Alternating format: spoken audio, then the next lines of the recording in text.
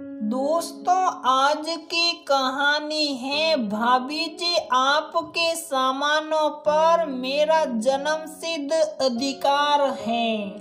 दोस्तों, कहानी शुरू करने से पहले अगर आपने हमारे चैनल को सब्सक्राइब नहीं किया है तो सब्सक्राइब कर लीजिए ताकि आपके पास पहुंचे हर नया वीडियो।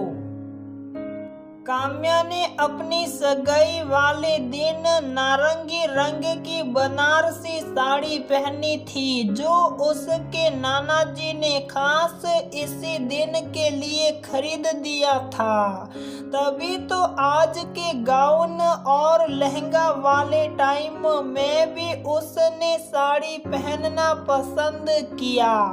ऐसा लग रहा था मानो नाना नानी के आशीर्वाद स्वरूप उस खूबसूरत साड़ी में उसका रूप और निखर गया था। ना सिर्फ दूल्हे राजा लट्टू हुए बल्कि पूरा ससुराल इतनी प्यारी बहू पाकर इतरा रहा था। काम्या की नंद सुनंदा तो भाभी से ज्यादा उसकी नारंगी बनारसी साड़ी पर मर मिटी। उसने तो मन ही मन यहाँ तक सोच लिया कि भाभी से वो इस साड़ी को ही मांग लेगी। आखिर इकलौती नंद है और इतना हक तो बनता ही है। हंसी मजाक गीत संगीत के बीच काम्या और सौमित्र की रिंग सेरेमनी पूर्ण हुई।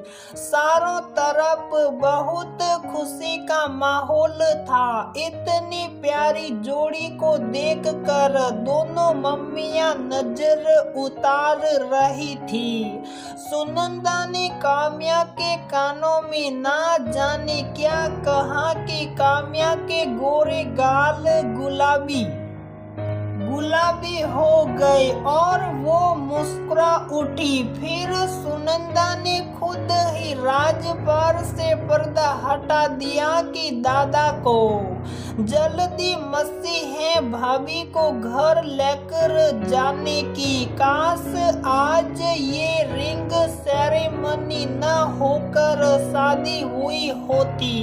भाई के द्वारा बहन को फुसफुसा कर कही बात को बहन ने सार्वजनिक कर दिया। अब बेचारा सौमित्र भी बड़े बुजुर्गों की उपस्थिति में शर्मा गया। इतना उतावलापन अच्छा नहीं भैया। रिश्ते की भाभियां उसे छेड़ने लगी। तेरी तो मैं घर पहुंचकर खबर लेता हूँ। सुनंदा की बच्ची भाई बहन के इस सुहल पर वातावरण में और रौनक आ गई। शादी का शुभ मुहूर्त तो पहले से डिसाइड किया हुआ था। विवाह में मिलते हैं कि बात पर काम्या और सौमित्र अलग हुए। अरेंज मैरिज का भी अलग ही अंदाज होता है। परिवार के अन्य सदस्यों द्वारा सुना गया रिश्ता अजनबी के साथ वही एक डोर से जुड़ते एक अजीब सी कशिश महसूस होने लगती है।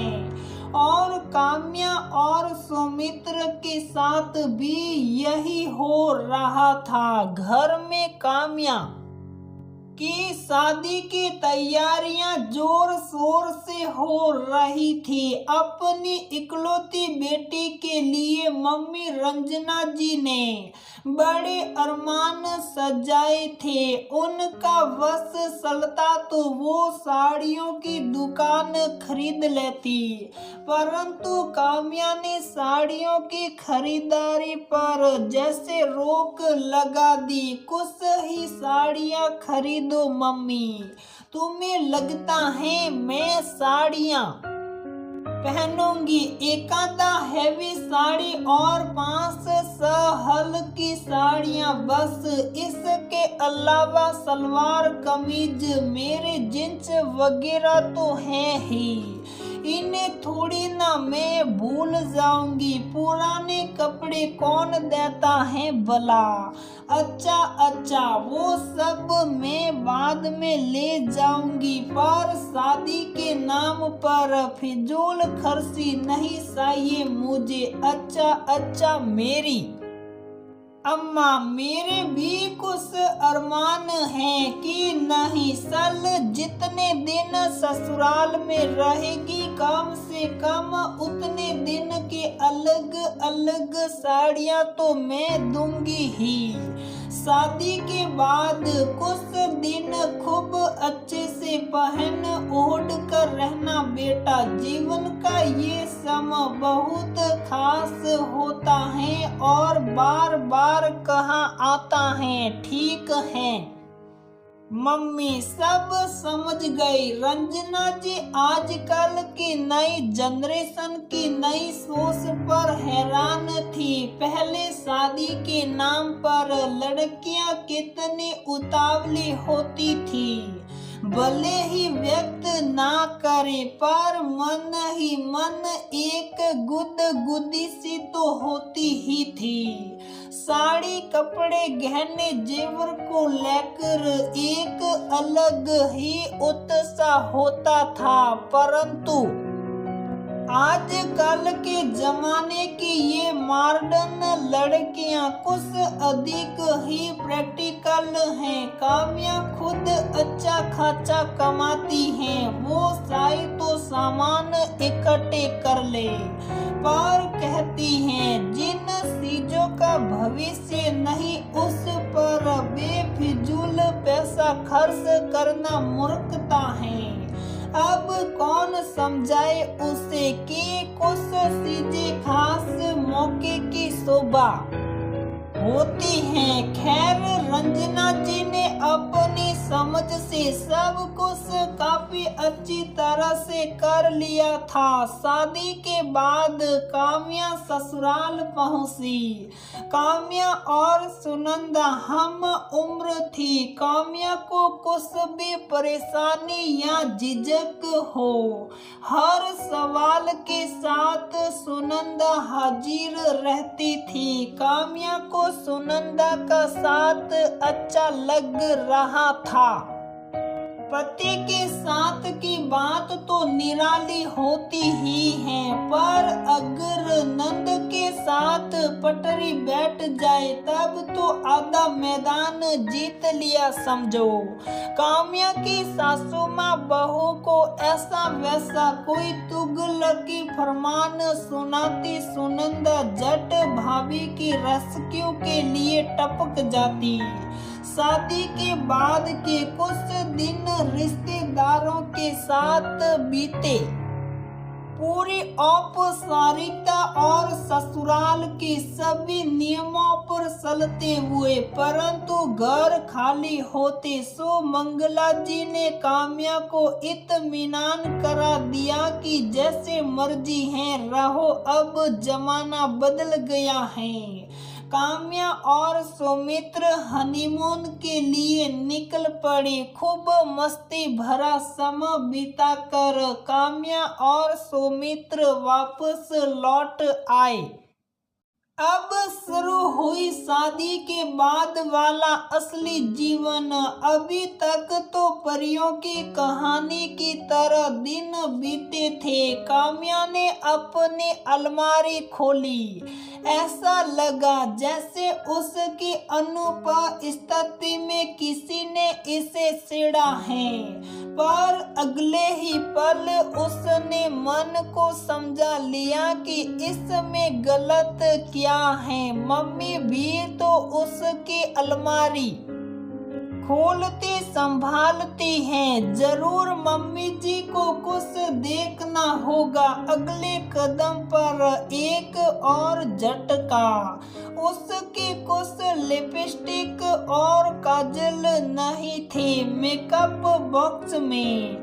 इस बार काम्या को थोड़ी चिंता हुई कि कहीं काम वाली ने तो हाथ साफ नहीं कर दिया। भाभी ये देखो सुंदर है ना, मैंने आपकी डार्क पिंक शेड वाली लिपस्टिक ट्राई किया। हाँ अच्छी लग रही कह तो दिया हंसते हुए, मगर किसी दूसरे का सामान भला बिना इजाजत कोई इस्तेमाल करता है ये कह नहीं पाई। उसके बाद से तो सुनंदा की जैसे लॉटरी ही लग गई थी। काम्या की हर चीज पर जैसे उसका जन्म सिद्ध अधिकार था। बिना पूछे झट से इस्तेमाल कर लेती। एक दिन उसे अपनी दोस्त की एंगेजमेंट सेरेमनी में जाना था। सुनंदा ने जिद पकड़ ली, काम्या की नारंगी बनारसी साड़ी ही पहनेगी। बेमन से काम्या ने हामी भर दी, क्योंकि मम्मी जी की अनकही सिफारिश साफ झलक रही थी। वहाँ पार्टी में सबने सुनंदा की इतनी तारीफ की कि ये साड़ी हथियाने की उसकी इच्छा फिर से प्रबल हो गई और घर आकर उसने स्पष्ट शब्दों में इसकी मांग भी कर डाली। सुनंदा कोई और साड़ी ले लो ना। उसने दबी जुबान से कह तो दिया, पर मन ही मन डर भी रही थी कि अब पता नहीं कौन सी फरमाइश रख दे, क्योंकि आजकल उसे मम्मी के दिए हर छोटे बड़े सामान से अटैचमेंट फील होता है। नहीं भाभी, मुझे ये बहुत पसंद है और वैसे भी आप तो इसे अपने फंक्शन में पहन चुकी हो, अब मुझे पहन लेने दो। काम्या कुछ नहीं बोली, पर उसे सुनंदा की ये बात बिल्कुल पसंद नहीं आई। वो पहले ही बता चुकी हैं कि ये साड़ी उसके नाना जी की दी हुई है, जिससे वो इमोशनली अटैच्ड हैं। पर मैडम को इन सब भावनाओं की कद्र कहाँ। काम्या अपनी मम्मी से बात कर रही थी। अब तक उसने सुनंदा का भाभी के सम्मानों के प्रति प्रेम का जिक्र नहीं किया था, परंतु इस बार उसे रहा नहीं गया। उसने मम्मी को भी बता दिया, तुझे तो इन सब चीजों में कोई इंटरेस्ट ही नहीं था, ये अब अचानक से प्रेम कैसे उमड़ आया।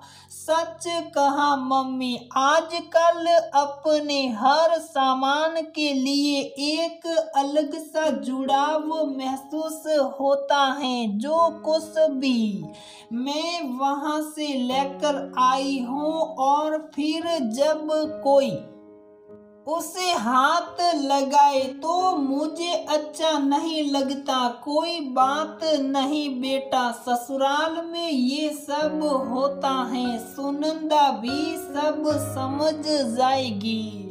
पर मैं उसे नाना जी वाली नारंगी बनारसी नहीं दूंगी, ये पक्का है। पर इसे फुसलाऊं कैसे, ये तो और भी सिंपल है। तू बोल, तू शादी में इसी रंग की इससे भी सुंदर साड़ी खरीद कर देगी, देखना खुश हो जाएगी। ठीक कह रही हो माँ।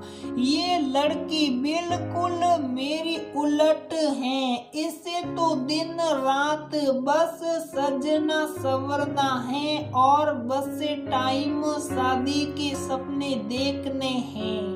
काम्या ने हंसते हुए कहा, तब वो नॉर्मल लड़की है, मेरी बिटिया की तरह। नहीं तो मैं क्या एबनॉर्मल हूँ? अरे नहीं नहीं, बिल्कुल नहीं। अभी ही तो तुमने अपना स्त्री सुलभ गुण उजागर किया, मायके से मिले सामानों के प्रति मोह का। ये एकदम नेचुरल रिएक्शन है और हर लड़की शादी के बाद इसे महसूस करती है। साल अब फोन रखती हो तो जा अपनी नंद रानी को तब तक बहला फुसला ले।